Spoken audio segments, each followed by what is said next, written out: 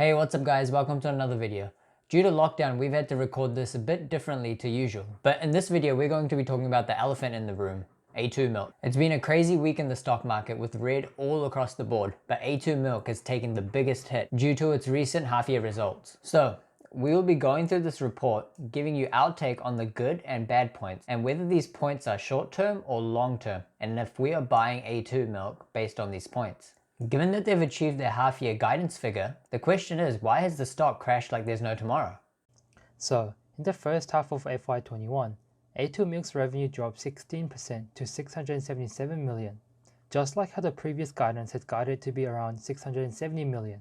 But what was more disappointing is their guidance for the full year. Along with this interim result, they have announced their guidance for the full year's revenue to be $1.4 billion, which, if you recall back, their previous full year guidance was $1.4 billion to $1.55 billion. So now that they have come out to confirm it's likely going to be at the lower end, the investors did not take it lightly. On top of that, they have mentioned that the outlook for FY21 assumes the action being taken to reactivate the daigou and reseller channel delivers a significant improvement in quarter-to-quarter growth from third quarter and fourth quarter of FY21, essentially indicating that a lot has to go right in third quarter and fourth quarter for them to reach the $1.4 billion in revenue as they have guided. But these are some big assumptions, considering the pandemic hasn't shown any sign of slowing down or going away anytime soon, as many sources indicate they won't be normal anytime soon. Also, the revenue highlights just a 16% drop, because they're comparing it against first half of FY20. If we actually compare their revenue to the second half of FY21,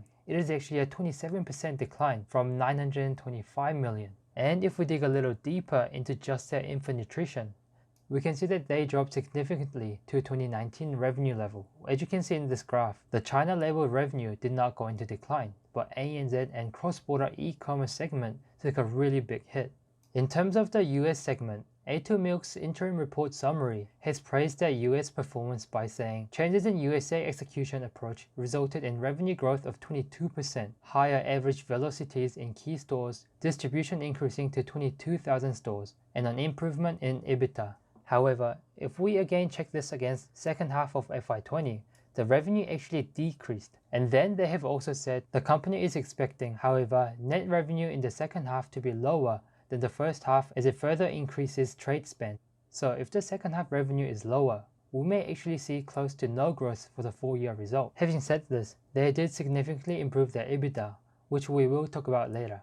But having said all this, the main overall issue boils down to the daigou channel, which is the most contributing factor to why A2's performance has taken a big hit, and in turn the stock has taken a deep dive. It seems as though investors fear that the daigou channel will not be up and running, or at least back to normal anytime soon. Knowing there is a lot of fear in the market and a lot of things going against A2 at the moment, there are some positives for them. Starting with the Australian fresh milk segment, which grew, but it grew with a catch. As they've mentioned here, the company's most mature product, Australian fresh milk, continued to grow, achieving revenue growth of 16.3% and totaling 86.9 million. The company also achieved its highest market value share of 11.7%, primarily driven by the increased level of in-home consumption. But the catch being, to the extent COVID-19 restrictions ease and out-of-home consumption rebuilds, it is unlikely that these trends will continue. So this essentially meant that people seemed to be drinking a lot of milk while they were stuck at home,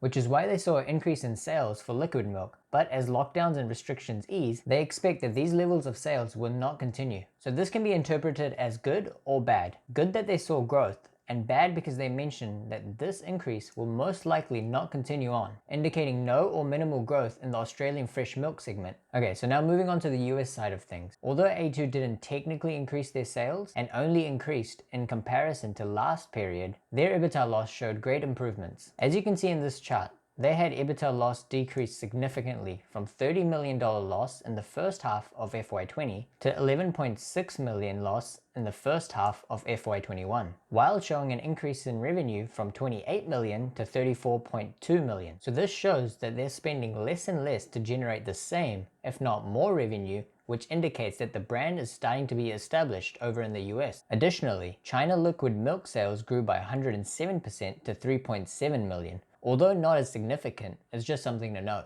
Now, the biggest and arguably the most positive point to note is the increase in China label sales, which are essentially A2 products with Chinese branding on them in order to cater to the consumer market in China. The company has mentioned that the China label infant nutrition of 213.1 million was achieved, an increase of 45.2% on the prior corresponding period. Considering the disruption that the pandemic has caused, this is a tall and impressive achievement. Not to mention that China is a very key market for the company, and seeing growth there under the given conditions is very encouraging to see. To further add to that, the significant contribution of the China label sales helped the company achieve their guidance, and also offset a lot of the other low performances. As they've mentioned, the A2 Milk Company experienced a challenging first half, with revenue for the group declining 16% to 677.4 million.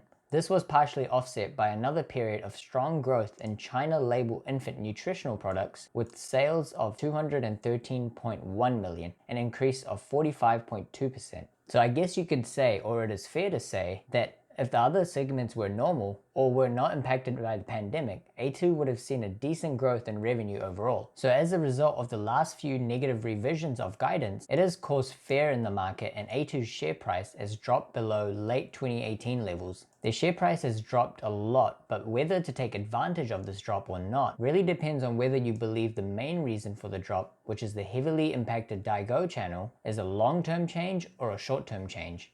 Given that A2 is a well-established company with no debt, high levels of cash, and with the growth rate it has had over the last few years prior to pandemic, we believe in the long term A2 could make a comeback. That being said, our current confidence in the guidance given by the management is not very high, given the fact that they have negatively revised their guidance for the third or fourth time so far. Therefore, even at the current fallen prices, we would not go all in. Instead, our buy strategy will be to dollar cost average down as relevant announcements such as a further potential negative guidance updates to make things more clear. So that was our take on A2. Let us know your thoughts and strategies for this stock. But as always, make sure to smash that like button if you found this useful, and we'll see you next time.